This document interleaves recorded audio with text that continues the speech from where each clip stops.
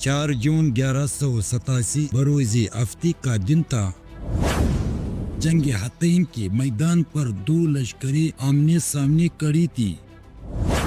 ایک طرف تھا مسلمانوں کا سخت دشمن گستاخ رسول ارناط کھڑا تھا، دوسری طرف سلطان صلاح الدین ایوبی جس نے گستاخ رسول کی سر قلم کرنے کی قسم کھائی تھی۔ یہ وہ جنگ تھا جس میں خون کی ندیاں بہنے لگی تھی۔ سلطان نے وہ کون سی چال چلی کہ صلیبی چاروں طرف سے گھیر لیا گیا؟ سلطان نے گستاخ رسول کو زندہ پکڑ کر کون سی سزا دی؟ اس جنگ میں ایسا کیا ہوا کہ یورپ آج تک یاد کرتی ہے؟ ویڈیو میں آگے بڑھنے سے پہلے اگر آپ کو میری ویڈیو پسند آئی ہو تو برائے مہربانی میری چینل کو سبسکرائب کرنا نہ بھولیں۔ سلطان صلاح الدین ایوبی کا اصل نام یوسف بن ایوب تھا۔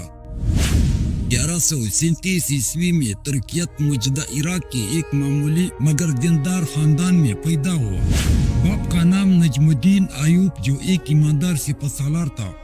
سلطان صلاح الدین نے اپنی اصل تربیت نور الدین زنگی جیسے عظیم اور عادل حکمراں کے زیر سایہ حاصل کی۔ مسجد اقصی مسلمانوں کا پہلا قبیلہ 1099 سے صلیبیوں کے قبضے میں تھا۔ وہاں مسلمانوں کا قتل عام کیا گیا تھا، ہزاروں مسلمان شہید ہوئے، لیکن 1186 عیسوی میں سلطان صلاح الدین ایوبی نے فیصلہ کیا یروشلم کو آزاد کروانا ہے، چاہے اس کے لیے پوری زندگی قربان کرنی پڑے۔ دوستو، آج ہم سلطان صلاح الدین ایوبی کو فاتح یروشلم ہیرو یا جرنیل کہتے ہیں، مگر اس کی اصل پہچان عدل تھا۔ آج اگر تمہارے پاس بھی کوئی طاقت ہے، چاہے وہ ایک گھر کے سربراہ ہونے کی ہو یا ایک گاؤں کی نمبردار کی ہو یا ایک ملک کی قیادت کی، تو یاد رکھو طاقت کا اصل حسن عدل میں ہے، اور جس کے پاس جتنی طاقت ہے اسے اتنا ہی انصاف کرنا فرض ہے۔ صلیبی سلطنت اس وقت 3 بڑی طاقتوں میں تقسیم تھی۔ مسلمانوں اور صلیبیوں کے درمیان ایک معاہدہ ہو چکا تھا کہ کسی بھی قافلے کو نہیں روکے گا، مگر یہ معاہدہ صلیبیوں نے توڑ دیا۔ 1187 عیسوی رینالڈ نے مسلمانوں کا ایک قافلہ لوٹ لیا، کہنے لگا کہ کہاں ہے تمہارا نعوذ باللہ محمد جو تمہیں بچائے گا؟ جاؤ اسے کہہ دو کہ میں نے پورا قافلہ لوٹ لیا ہے، جو کرنا ہے وہ کر لو۔ یہ سن کر سلطان صلاح الدین ایوبی نے قسم کھائی کہ میں اس ٹرین تک آرام سے نہیں بیٹھوں گا جب تک میں اپنے آقا صلی اللہ علیہ وآلہ وسلم کی گستاخی کا بدلہ نہ لے لوں۔ اب میں اس قافلے کا بدلہ صرف قتل سے نہیں، یروشلم کی آزادی سے لوں گا۔ اسی ٹائم سلطان صلاح الدین ایوبی کو پتہ چلتا ہے کہ صفوریہ کی چراگاہوں میں صلیبیوں کا ایک لشکر اکٹھا ہو رہا ہے۔ سلطان صلاح الدین ایوبی نے فوراً اپنا ایک 30,000 کے قریب ایک لشکر تیار کر کے روانہ ہو گیا۔ سلطان اپنے لشکر سمیت حطین کے علاقہ بحیرہ تبریہ کے غربی پہاڑ پر ان کے قریب ہی خیمزن ہوا۔ اس نے صلیبیوں کو ابارا اور انہیں وہاں سے نکال کر ایسے علاقے میں لانے میں کامیاب ہو گیا جہاں پانی نہ تھا۔ راستوں میں جو چند چشمے اور تالاب تھے ان کو بھی مسلمان مجاہدین نے ناقابل استعمال بنا دیا تھا۔ جب مسلمان اور صلیبی لشکروں کے درمیان جنگ شروع ہوئی تو شدت پیاس سے صلیبی بہت تنگ ہوئے۔ اس کے باوجود وہ اور مسلمان ڈٹ کر لڑتے رہے۔ مسلمانوں کے مقدم الحبش یعنی سپاہ کے اگلے دستے بلندی پر چڑھنے میں کامیاب ہو گئے، جس کے بعد انہوں نے ان صلیبیوں پر تیروں کی بوچھاڑ سے وہ بارش برسائی کہ وہ منتشر ہو جائے۔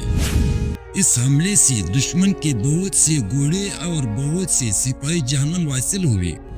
اس دوران صلیبیوں نے پانی کی طرف بہت کوشش کی، کیونکہ وہ سمجھ بیٹھے تھے کہ صرف پانی شدت پیاس کی وجہ سے وہ کثیر تعداد میں مر رہے تھے۔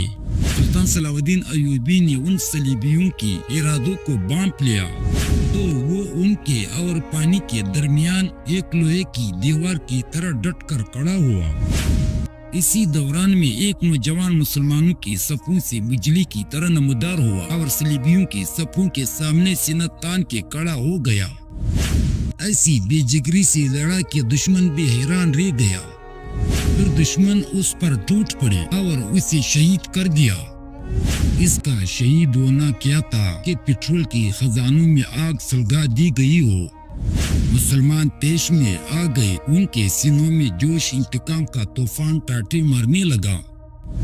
لہذا انہوں نے ایسا نعرہ تکبیر بلند کیا کہ جیسے کائنات کے کناروں نے سنا ہوگا۔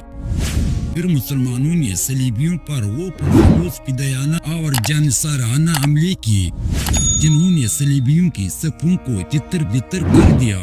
صلیبی فوج کی سربراہ الکونسار ریمنڈ کا دل مایوسی اور ناامیدی سے بھر گیا۔ اس نے میدان جنگ سے فرار ہونے کی کوشش کی، لیکن یہ کیسے ہو سکتا تھا؟ اس نے اپنا ایک گھڑ سوار دستہ اکٹھا کیا اور قریبی مسلمانوں پر حملہ آور ہوا تاکہ وہ بھاگنے کے لیے راستہ بنا سکے۔ لیکن اس جانب سلطان صلاح الدین ایوبی کا بھتیجا تقی الدین عمر مقرر تھا۔ جب اس نے دیکھا کہ وہ ایک مصیبت زدہ اور مایوس آدمی کی حملہ کرنے کی طرف حملہ آور ہے، کوئی راہ فرار چاہتے ہیں، تو اس نے انہیں بھاگنے کی راہ دے دی۔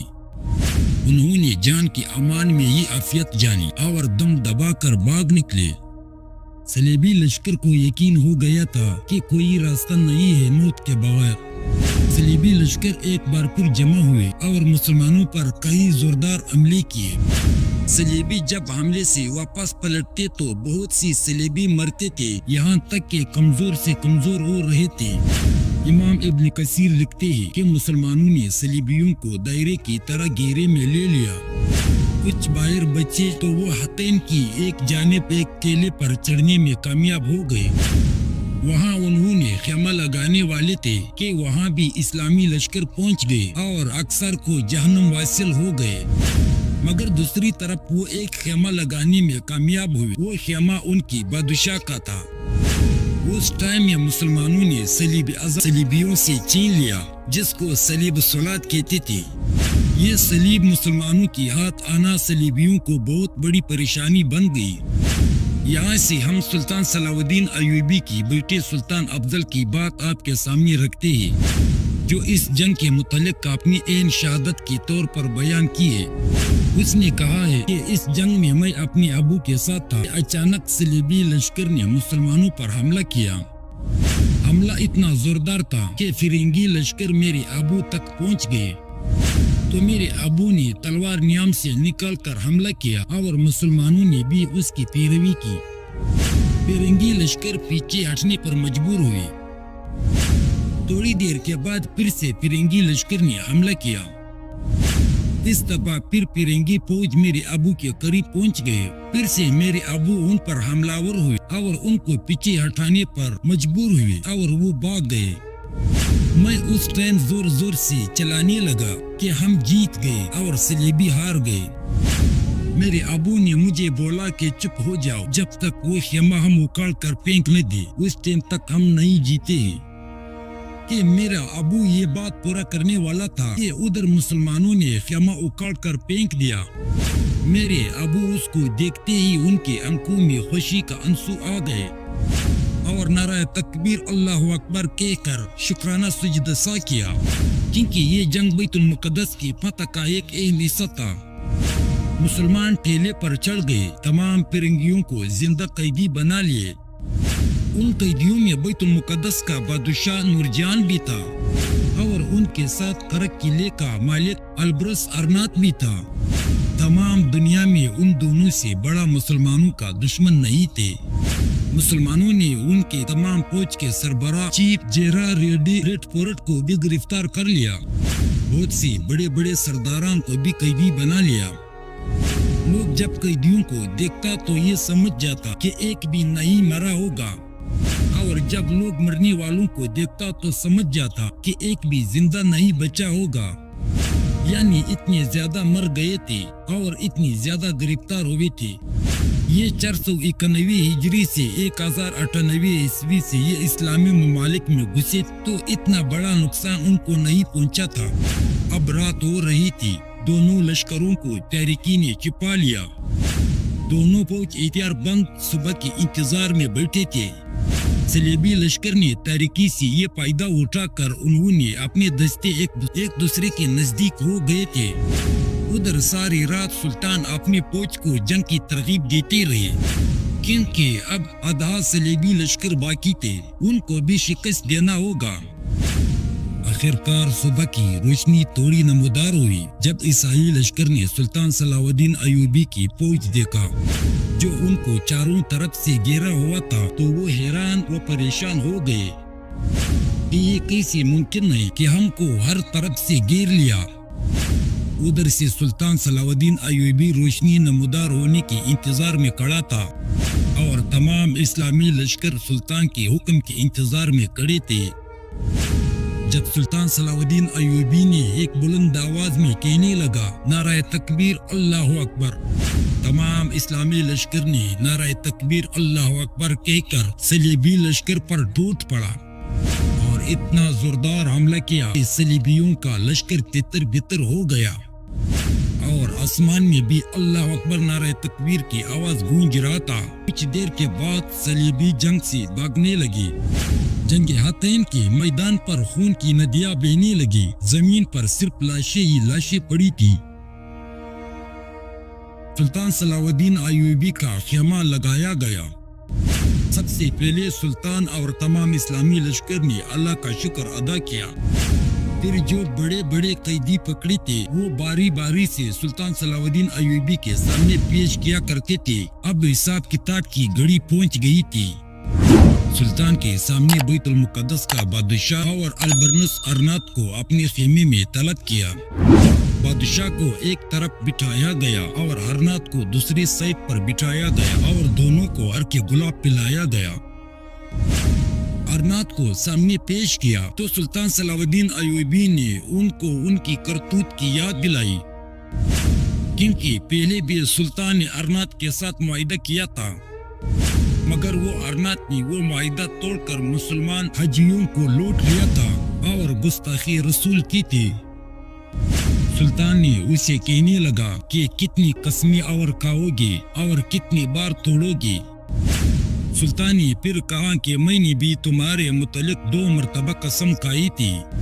ایک مرتبہ جب آپ نے مکہ اور مدینہ منورہ پر حملہ کرنے کی کوشش کی تو میں نے قسم کھایا تھا کہ آپ کا سر میں قلم کروں گا. دوسری مرتبہ جب آپ نے حاجیوں کو لوٹ کر اور ہمارے آقا محمد صلی اللہ علیہ وآلہ وسلم کی گستاخی کی کہ نعوذ باللہ کہ آپ کا محمد سے کہو کہ تمہیں چڑھا کر لے جائے. اب وہ وقت آن پہنچا ہے کہ میں محمد صلی اللہ علیہ وآلہ وسلم کا ایک غلام ہوں. میں آیا ہوں اور آپ کے سامنے بیٹھا ہوں. اس کے بعد سلطان نے اسے اسلام کا دعوت دیا مگر اس نے اسلام کا دعوت ٹھکرا دی. پھر سلطان صلاح الدین ایوبی نے اسے اپنے ہاتھوں سے ایسی سزا دی جو اس نے تمام مسلمانوں پر جتنی اذیتیں جتنے ظلم کیے تھے ان سب کا حساب کتاب سلطان نے اسے لیا تھا اور اسے جہنم واصل کر دیا. سلطان صلاح الدین ایوب میں تمام قیدیوں کو دمشق لایا گیا اور ایک قلعے میں بند کیا گیا. تمام امت مسلمہ میں خوشی کی لہر پیدا ہوئی.